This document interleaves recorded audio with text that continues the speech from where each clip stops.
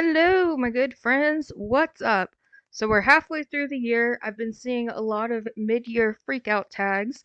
I'm not going to do that. I'm just going to kick it back to 2020 style and do a quick little tier ranking. So what I've got here is yes, as in amazing, as in 4.5, 5-star territory.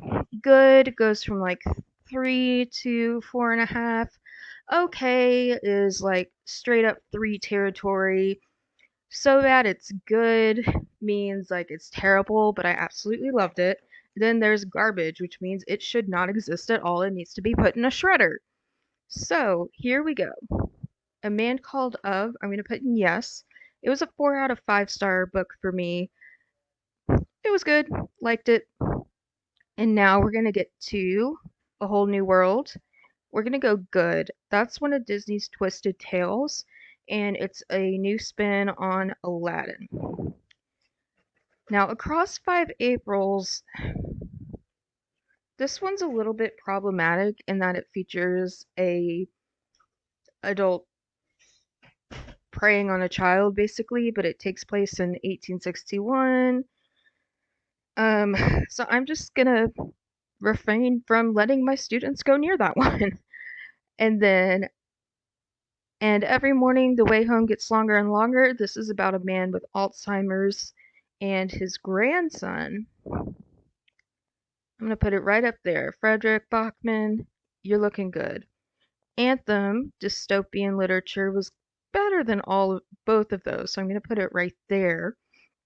It's a commentary on communism and just individualism, what it would be like if the pronoun I didn't even exist. As Bright as Heaven, I'm gonna put that there. That is about a family during Spanish flu having to deal with all of it and the aftermath. As Old as Time, I'm gonna give it an okay. As you can tell by the title, that was obviously a Beauty and the Beast twist. And it was just okay. I mean, it was a little too long. That's mostly why. So, Bookwoman of Troublesome Creek, okay. About pack horse librarians in Kentucky in the 1930s. It was fine. It was just predictable, but I think it was probably predictable because I've read so much historical fiction. Breach of Peace, okay. That's Daniel Green's book. It was fine. I really liked the prose and how dark it was, but again, super predictable. Burial Rites, going right after Anthem. Now, that is about the last person to be executed in Iceland. When does this book take place, you ask? 1830. In the country I live in, the United States, we are still killing people at about a rate of 2 a week for capital punishment. And I think Burial Rites is a good commentary on capital punishment and just how no justice is served by killing someone. Jeremy and Major Whittlesey. I initially gave this 4 stars, but the more I think about it, it's definitely a 5-star book. It's about a carrier pigeon and a major during World War One, and there's some gay content in there, and it's just really awesome. Children's Blizzard. I read this a couple days before the devastating cold snap here in Texas, and it's about teachers and them trying to get their kids to safety or ride out the storm, and it was very chilling to go through that cold snap with that book fresh in my mind. Cold Mountain, I think most people know what that's about. It's about a delusional Confederate soldier trying to find his way back to his love. Probably the best book I've read all year. Now this right here is a diary of a Confederate soldier, everyday private, as racist as he could be. Quite upsetting. Where the Crawdads Scene was good. It's about a marsh girl and just people on the Carolina coast. It was okay. I mean, it was better than okay because it was good, and I can see why people like it, but wasn't my cup of tea. Cyborg Tinker, one of the worst books I've ever read. I don't even know how to describe that. It was just so terrible, and it belongs in the garbage. Alright, Deal of a Lifetime. Going right up here with Frederick Bachman still. It's about The Way Home Gets Longer was better than that. It's about a man on Christmas making a deal with death. Don't read the comments. This was probably the cutest book I read all year, and it's about like gamers and streaming. So while it was pretty lighthearted, I did enjoy it more than A Man Called Of, so I'm putting it there. Eleanor and Park, uh, okay. Better than Daniel Green's, not too great. The Fiery Cross. That is the fifth Outlander novel. Not going to tell you too much about it, but I think it's tied for my favorite Outlander novel along with um, Dragonfly and Amber. Four Winds. Okay. Kristen Hanna, you are overrated. That is about Depression era migration to become a migrant worker out in the West, and supposedly it's heartbreaking, but it didn't do that for me. So here's The Handmaid's Tale, third best book I've read all year. In a Holidays. Now, this is about a young lady who is stuck in kind of a Groundhog Day thing during Christmas time. I read it in March. I'm gonna put this in so bad it's good because right at the midpoint, it went from intentionally hilarious to completely unintentionally hilarious. So I can't say that it's bad because I enjoyed it and it was well structured and the prose was good. Um, but yeah, unfortunately, In a Holidays, it's just one of those romance books that can remind people who don't read romance why they don't read romance. Justice on Both Sides was great, but boring, so I'm going to put it right here. It's just a nonfiction book about diversity and discrimination in schools. Kissing the Coronavirus, so bad it's good. I gave this 4 stars. It's a satire about, it actually has a slut working in STEM, which I think is pretty awesome to have, a thirsty woman being smart for a change, which was chef's kiss awesome.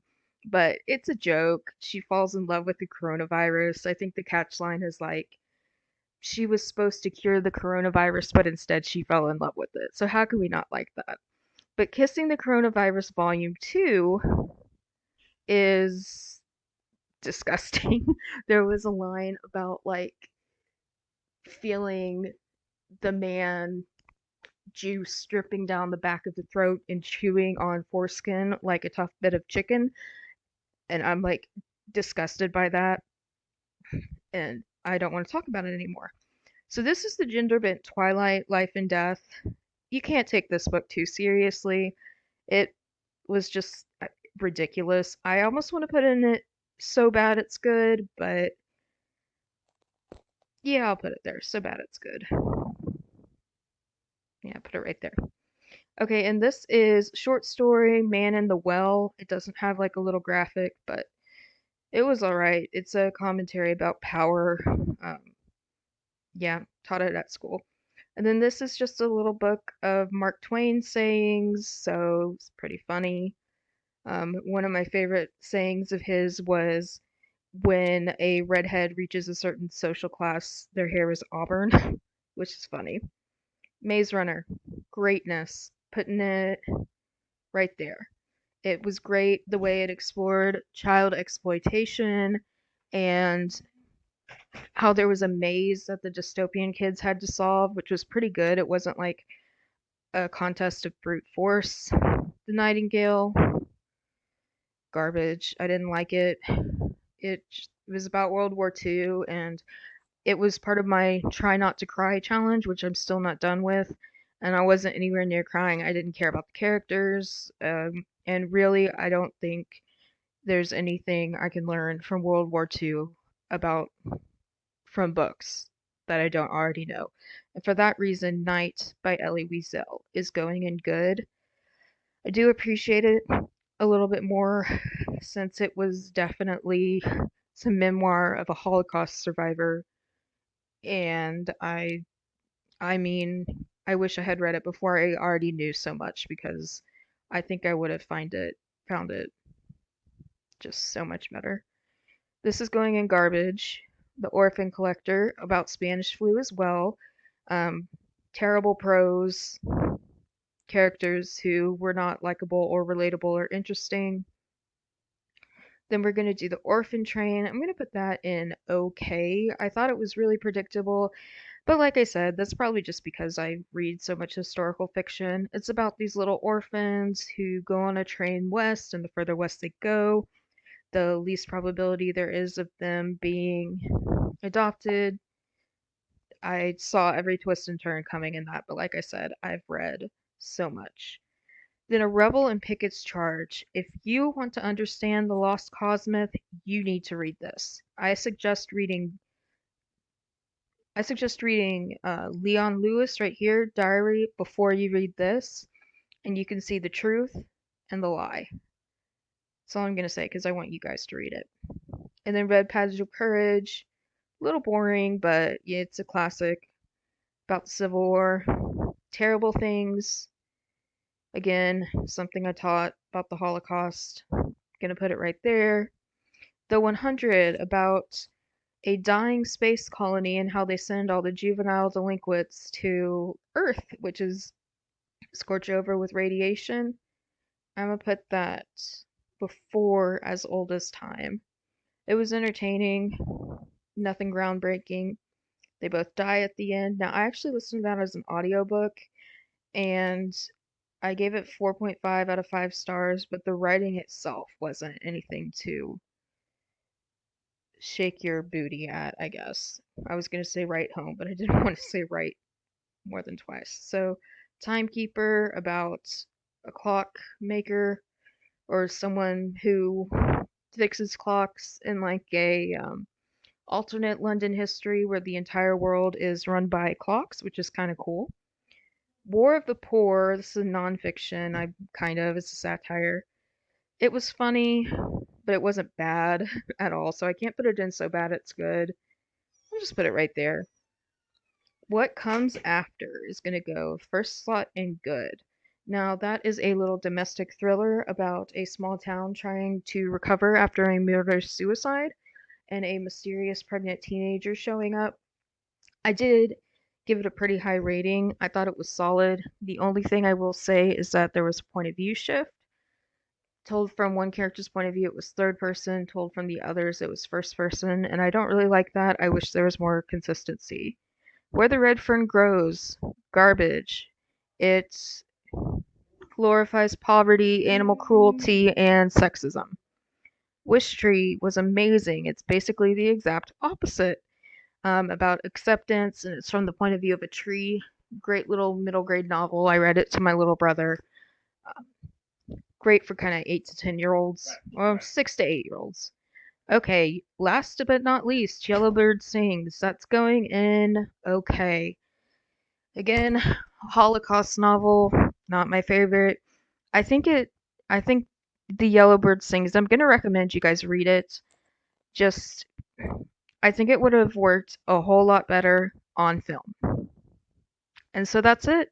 Best book I read this year was Cold Mountain. Worst book was The Cyborg Tinkerer. And everything between yes and okay, I would recommend. Now, Kissing the Coronavirus and So Bad It's Good, I still recommend that one because I gave that one 4 stars. So anything from here to The Cyborg Tinkerer, I don't recommend. And that's it. So keep reading, keep writing, keep loving words, and I will see you next time. Bye.